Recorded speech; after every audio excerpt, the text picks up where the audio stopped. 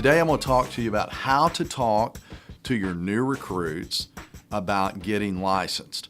You know, sometimes we mistake the beginning and the end.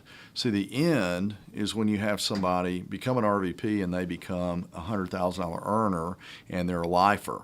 That's the end. Sometimes we think that the end is we got a licensing pack, you know, an IBA turned in, and then at that point we say, okay, we did it. No, that doesn't matter. Okay, that's just a start. That's a formality. I mean, think about this. If all you're doing is making a $99 sale, that's not much different than buying a pair of Nikes at the store. All right, I mean, I'll spend $100 on Nikes.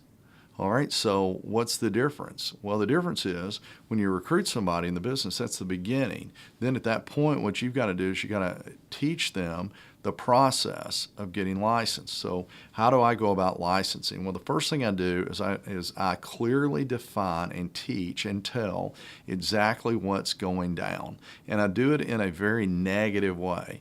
So brand new recruit, let me explain how this works. You put your $99 in. Now that's the beginning. Now the next step is you got to get licensed and trained. Now how is this going to work? Well, you're going to have to go to class. The class is Friday night, all day Saturday, and all day Sunday. And we need to go ahead and get you scheduled right now for the class. Now let me point this out to you. If you don't go to class, you're not going to get your license. If you go to class and you mess around, you're going to fail the test.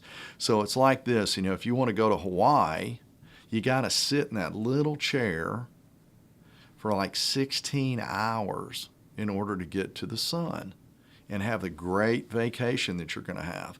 Well, in Primerica, if you want to get the big money and build financial independence, you're going to have to sit through in that little chair all weekend in order to be able to get licensed so you can start doing something. It's not exciting. It's kind of boring.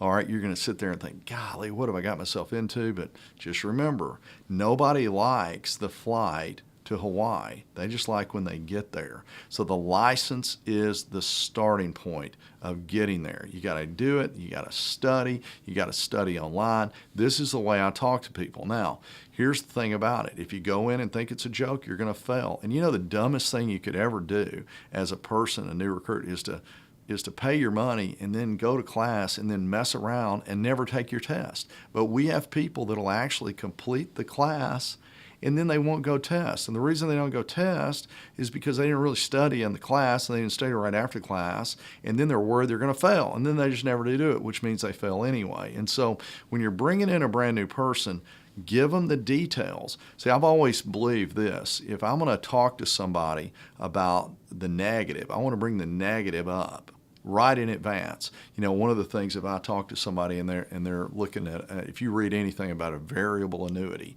one of the big, you know, consumer deals is that the fees are higher. So you know what I tell people about a variable annuity to begin with? I want to talk to you tell you a couple of things I'm going to talk to you about a product, but I want to give you a couple of the negatives. To begin with, this is a product that if you put your money in and you withdraw it prior to 59 and a half, you're going to get taxed and penalized. The second thing is that the fees are higher than you would have on a regular mutual fund. So with that being said, let me tell you what the positives are. So here's the negatives with putting this $99 in. You're going to have to go to class. It's going to be 20 hours. It's going to be boring as can be, and you got to pass a test in order to make money. But here's the positives.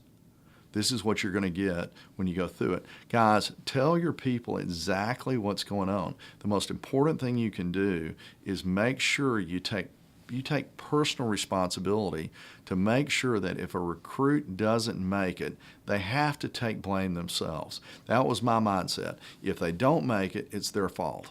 I'm not going to give them any chance to point the finger at me. When I take their money, I'm going to tell them very clearly what to do. I'm going to provide them a process to get there. And then at that point, they fell on their own. It's not going to be pointed at me. So with that being said, start recruiting and start getting people through the system.